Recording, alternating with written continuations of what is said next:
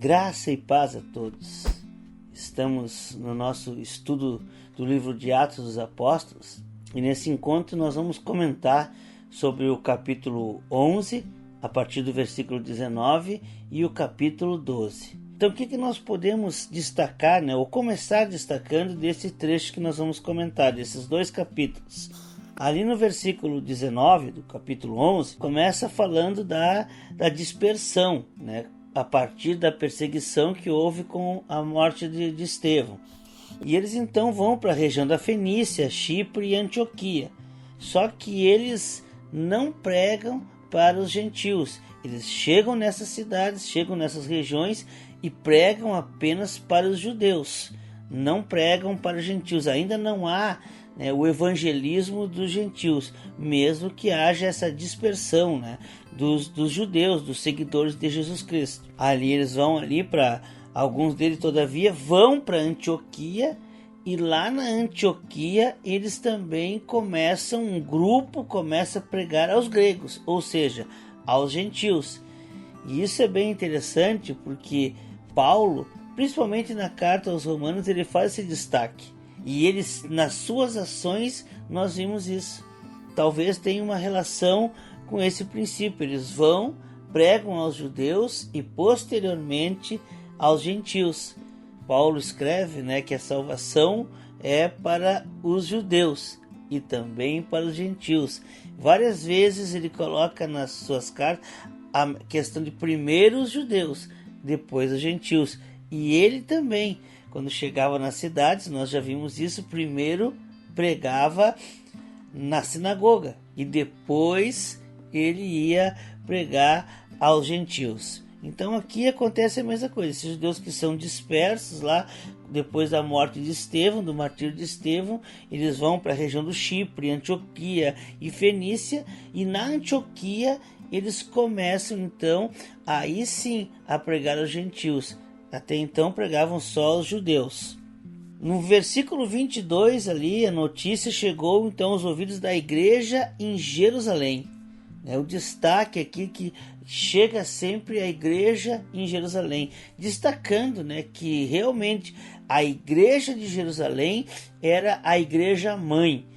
O que nós temos hoje era a igreja matriz, era a igreja sede das demais que começaram a surgir. Então a igreja de Jerusalém era a igreja mãe, como é conhecida, como é falada pelos estudiosos, a igreja mãe. Então chega até lá a igreja mãe, lá em Jerusalém, esse avanço do evangelho, principalmente na região da Antioquia.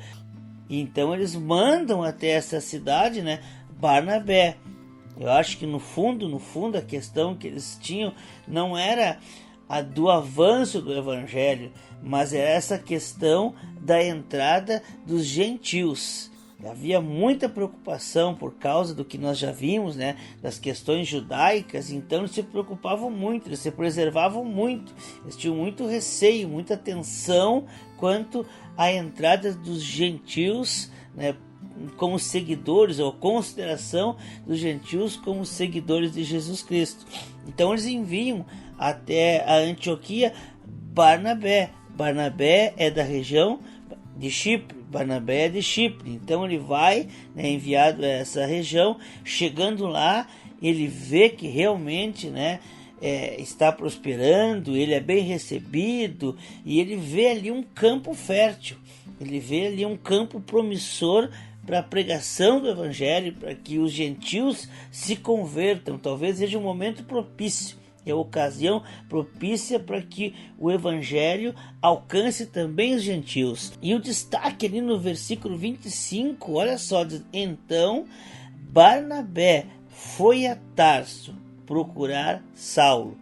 Lembram que quando Saulo vai de Damasco para Jerusalém, fica ali 15 dias, se não me engano, em Jerusalém, e ali ele começa a agitar, ele começa a pregar e confrontar, e os próprios discípulos enviam ele rapidamente para Tarso. Ele fica lá em Tarso, só que esse tempo que ele fica em Tarso, segundo os estudiosos, é em torno de 10 anos. Não foram alguns dias, foram 10 anos aproximadamente, ou em média.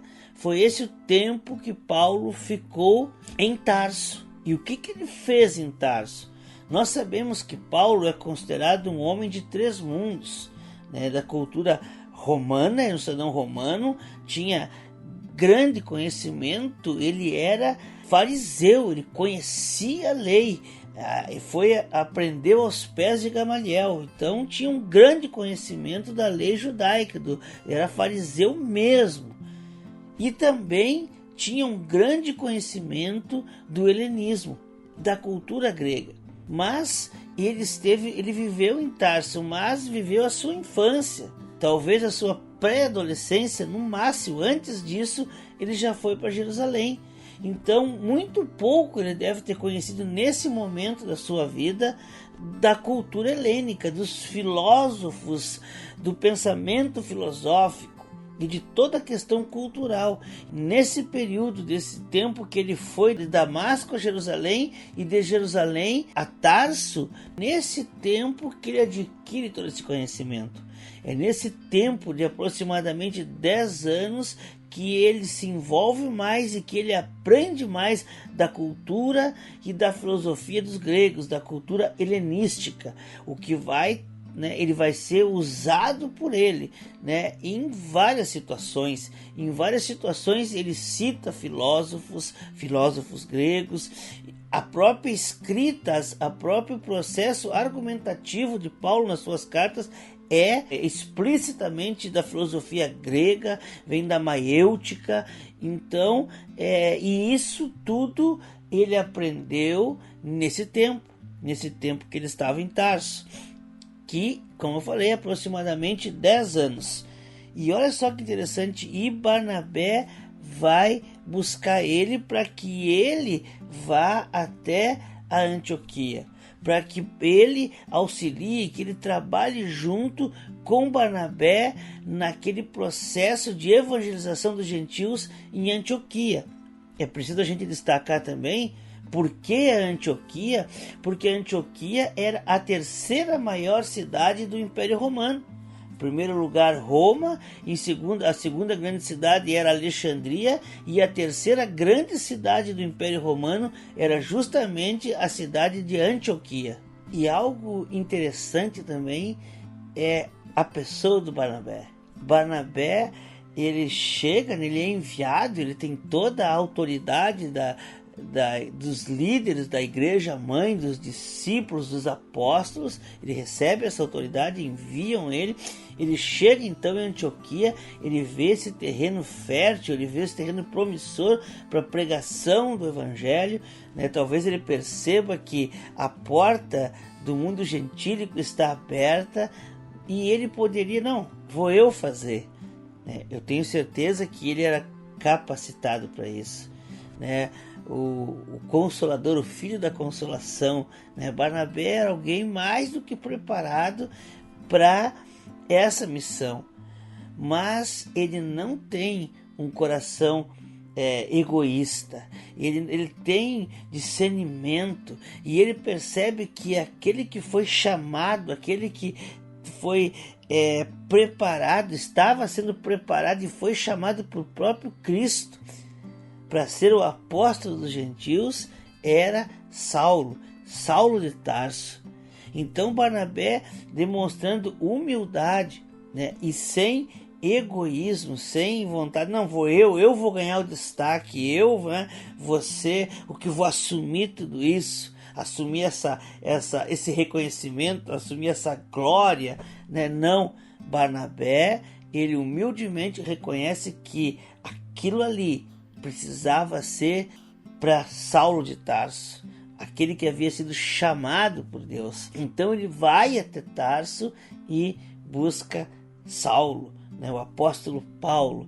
Que tremendo isso, que testemunho, que exemplo de humildade, porque hoje a gente vê muitas vezes, ao contrário, líderes querendo assumir ou ganhar todo o reconhecimento, às vezes a qualquer custo. E aqui Barnabé nos dá esse exemplo. Ele percebe que o chamado é Paulo, e ele vai atrás de Paulo e traz Paulo para cumprir o seu ministério. E o outro destaque ali então, no final ali do versículo 26, é que na Antioquia os judeus são chamados, os cristãos, e outro destaque também ali no final do versículo 26 é que na Antioquia os discípulos de Jesus, os seguidores de Jesus, são chamados pela primeira vez de cristãos. A palavra cristão, ela significa, ela tem o sentido de seguidores de Jesus Cristo. Seguidores de Cristo, seguidores, partidários de Cristo, né? Soldados de Cristo, né? Que era o mesmo termo, o sufixo usado para esse tipo de colocação, como se usa, tinham os herodianos. Quem eram os herodianos? Eram os partidários de Herodes. Então é esse tipo de colocação, esse tipo de sufixo que é usado. Então, cristão significa aqueles partidários, os seguidores, como ficou melhor conhecido, seguidores de Jesus Cristo. Então, seguindo ali, versículo 27, é interessante também ali que vem o profeta, né? O profeta Ágabo, e ele prediz que uma grande fome sobreviria, né, em todo o Império Romano. E aqui também é algo interessante. Olha só, existem dois aspectos. Existe o aspecto natural e o aspecto sobrenatural. Porque Ágabo, o profeta, ele prediz que haveria uma grande fome no Império Romano. E diz até ali, né? Porque quando que isso aconteceu? Aconteceu durante o reinado de Cláudio, o imperador Cláudio. Então é uma data certa para que os pesquisadores, né, possam ir lá e verificar nos livros, nos registros históricos, né, principalmente ali Flávio Joséfo e outros historiadores. E é constatado que realmente veio uma grande fome no Império Romano. E essa fome atingiu principalmente a região da Judéia. Por que eu digo que é uma causa natural e uma sobrenatural? A causa natural, ela vem em decorrência de um ano de um plantio ou de uma colheita muito fraca. Um ano em que não houve praticamente colheita. Isso são os que os historiadores informam.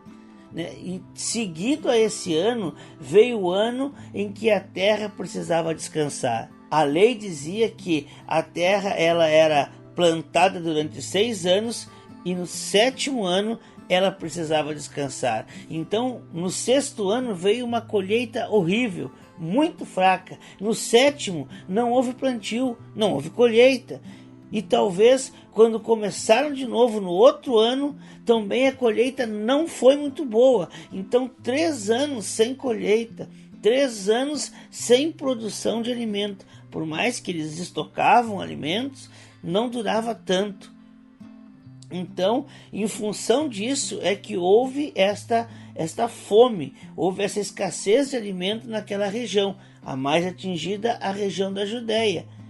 Mas o sobrenatural é que o profeta anteviu isso, que o profeta ele pôde predizer o que haveria de acontecer, e isso possibilitou que aqueles irmãos que ouviram essa profecia, e aí vem algo também muito interessante, aqueles irmãos que ouviram a profecia lá em Antioquia, a igreja formada quase que na sua maioria por gentios, que não eram bem vistos pelos judeus de fala aramaica, eles mesmo assim decidiram e providenciaram mantimentos e recursos para serem enviados. Eles enviam por meio, né, de Paulo e Barnabé para uma ajuda à igreja de Jerusalém, à igreja da região da Judéia, dando um exemplo de,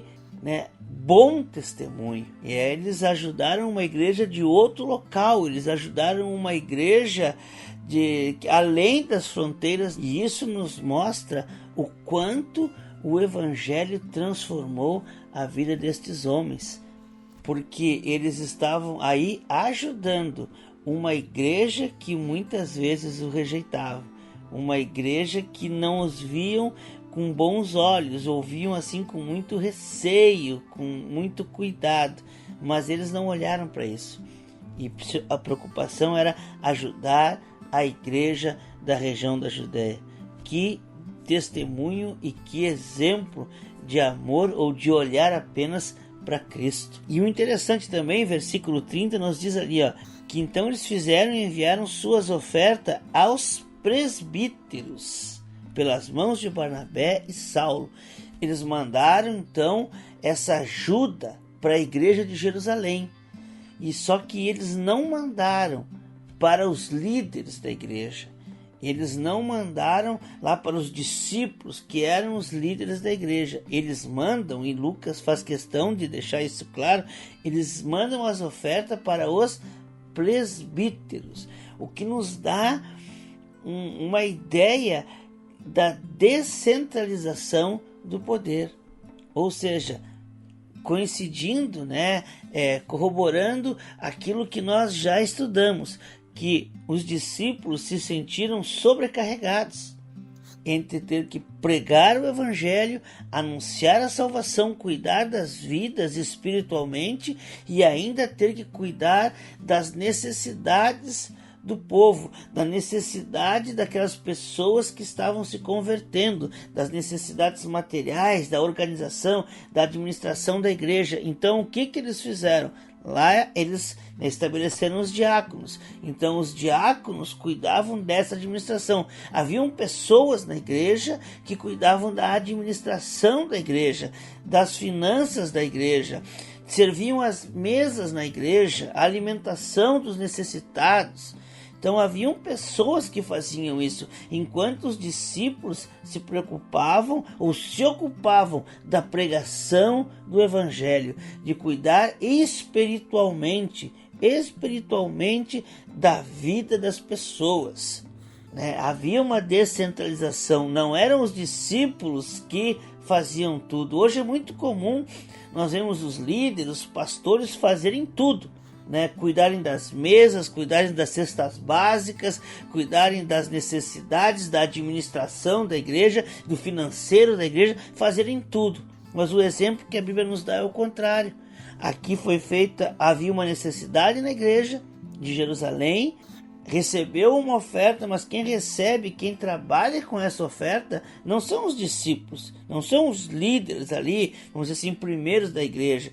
Esses se ocupam com cuidar das vidas espiritualmente. Existia uma equipe que trabalhava cuidando das finanças e da administração da igreja.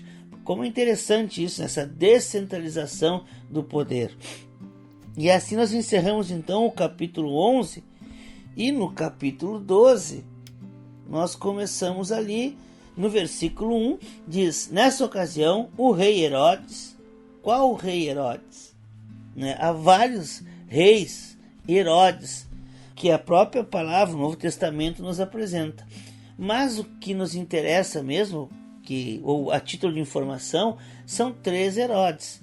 O primeiro Herodes que a palavra nos apresenta é o rei Herodes o Grande.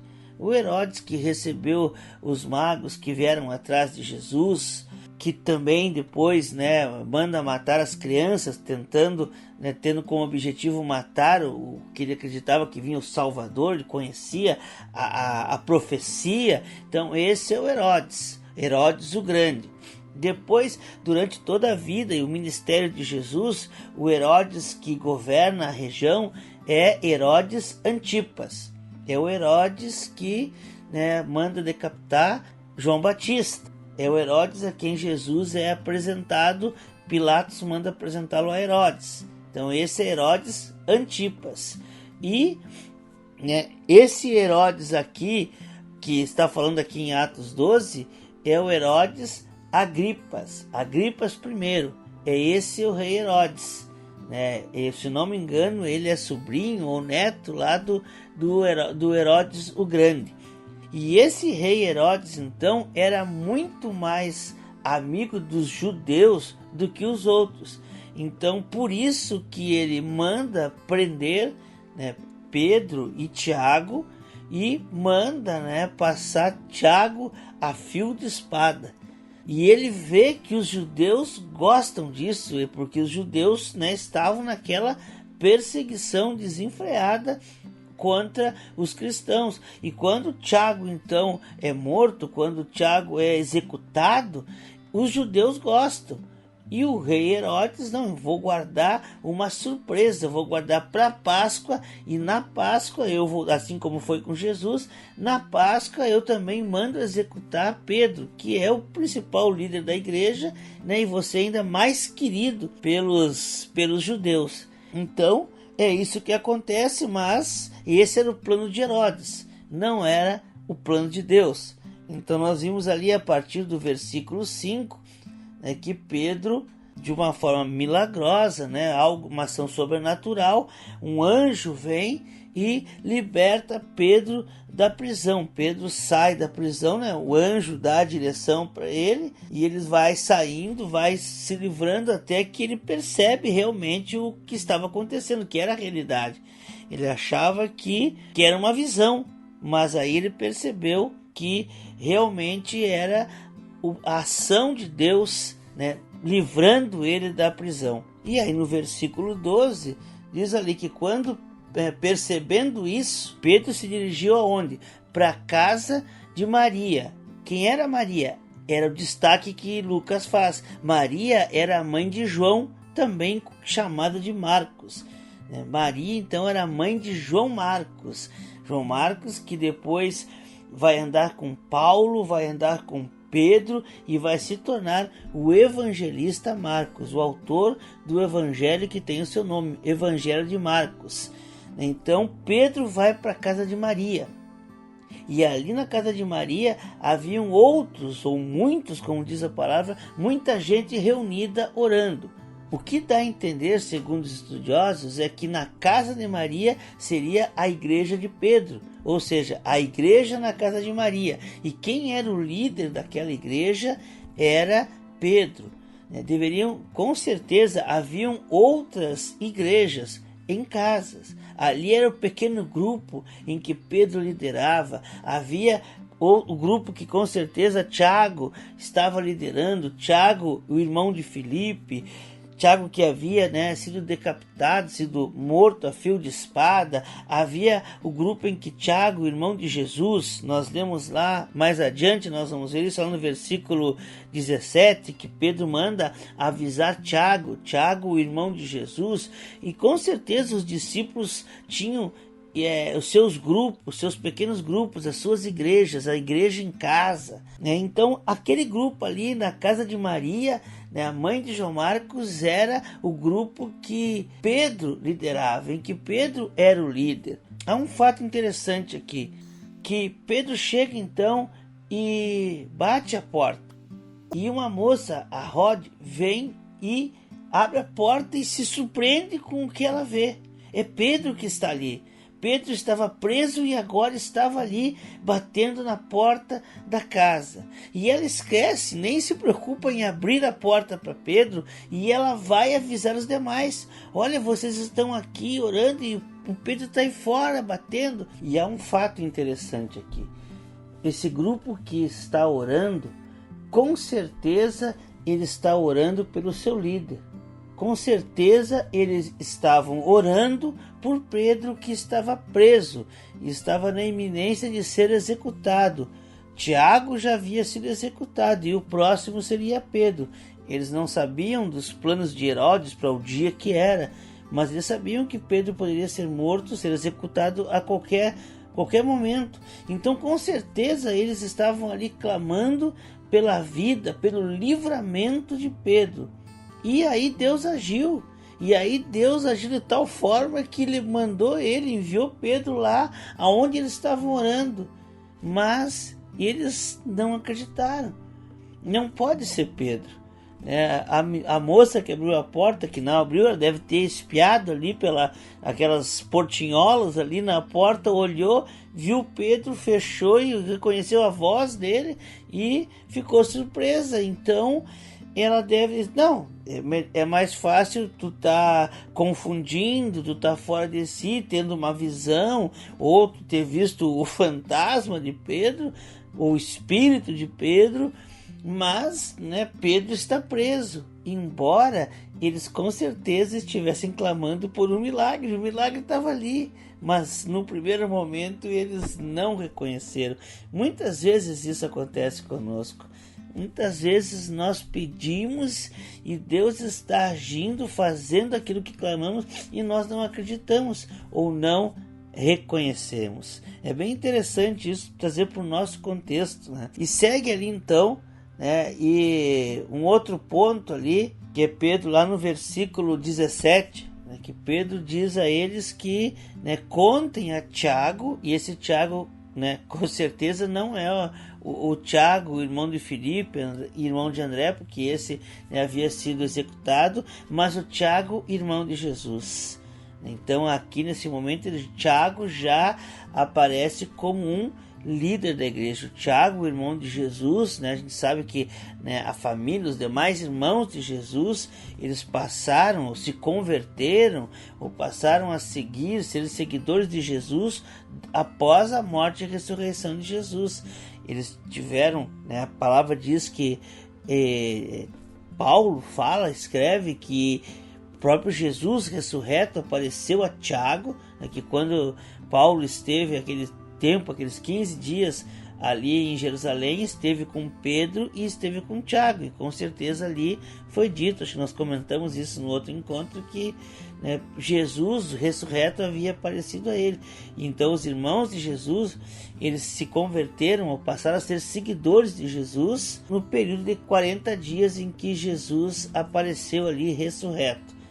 Judas também, né, a última carta lá antes do Apocalipse, também irmão do Senhor. E outro ponto ali no finalzinho do versículo 17 ainda, que diz: então saiu, né, Pedro e foi para outro lugar. Que lugar é esse? Não se sabe, não se comenta mais. Lucas não fala mais e destaca que ele foi para outro lugar, e isso é interessante. É tão interessante que isso é um dos argumentos dos romanistas. Romanistas são os estudiosos do catolicismo, né, da Igreja Católica Apostólica Romana, a igreja que nós conhecemos, a Igreja Católica. Então, um dos argumentos para que Pedro, porque nós não lemos na palavra que Pedro esteve em Roma, né, para ser o fundador da igreja em Roma, mas há indícios, ou há alguns pontos que podem, né, ligar. Então esse aqui onde diz que então saiu e foi para outro lugar, os romanistas então creem ou usam como fundamento de que Pedro teria ido nesse momento para Roma. Há uma suposição. Então, né, um outro ponto, depois um outro destaque que vem também no final ali do versículo 19, né, diz que Herodes faz a busca, né, quando vê que Pedro fugiu, né, chega a notícia, fazem a busca, e aqueles que são responsáveis, aqueles que eram os responsáveis pela guarda, são executados. E é isso que é interessante, né? Então, Pedro seria executado, ele fugiu. Quem é que foi executado no lugar deles, ou qual foi a pena? Os guardas que, né, eram responsáveis pela guarda de Pedro foram executados, receberam a pena que seria de Pedro. É isso que depois nós encontramos, lemos, né? Vamos ler daqui em alguns encontros, onde nós temos o versículo que diz, né, crê e será salvo tu e tua casa. E muitos acreditam, falam, não, né, se eu creio, eu vou ser salvo e toda a minha casa vai ser salvo, esquecendo que a salvação é individual, esquecendo que cada um é responsável pela sua salvação, pela sua fé em Cristo Jesus. Não é porque a pessoa é um pastor que crê e tem fé que a família toda está salva, né? A salvação é individual. O que se diz naquele versículo lá, crê e será salvo tu e tua casa, que Paulo fala para o carcereiro lá em Lida, é exatamente isso que aconteceu aqui. Se eles fugissem, quem pagaria a pena seria o carcereiro. Então, se era pena de morte, o carcereiro, e dizem os estudiosos, né, que não só o carcereiro, o responsável pela guarda, sofreria punição, mas começaria a sua família toda sofreria a punição. Se a pena era de morte, não só o carcereiro, mas toda a família seria executada. E aqui nós temos, né, uma prova disso. Os guardas que eram responsáveis pela guarda de Pedro foram executados. Então, ali no versículo 20, aquele trecho do versículo 20 ao 24, nós temos a questão de Herodes, né? Fala ali que o rei Herodes, né, ele morreu. E como foi a circunstância da morte do rei Herodes? Ele foi aclamado como um deus. Quando ele começa a falar ao povo, o povo que dependia dos favores dele, dependia da alimentação, das terras dele, começa a dizer que não era o homem que estava falando, mas sim um Deus, era a voz de um Deus. E aquele então infla o ego de Herodes, e Herodes realmente então se sente um Deus, se acha um Deus. E ali Lucas escreve que ele, né, acaba morrendo, versículo 23, visto que Herodes não glorificou a Deus, imediatamente um anjo do Senhor o feriu, e ele morreu comido por vermes. Aqui nesse ponto nós temos novamente o natural e o sobrenatural, né? A questão sobrenatural, Herodes se achou Deus, Herodes quis se colocar no lugar de Deus. Então Deus permitiu que uma doença lhe causasse a morte. Os historiadores dizem que o que aconteceu é que naquele momento, né, Herodes começou a ter fortes dores abdominais, e essas dores se intensificaram, e essa dor, né, Flávio Josefo escreve sobre isso, e essa dor intensa no estômago, na região abdominal, é que levou Herodes à morte, né? Lucas, né, escreve aqui que comido por vermes, né? Talvez, né, sendo esse o entendimento naquela ocasião.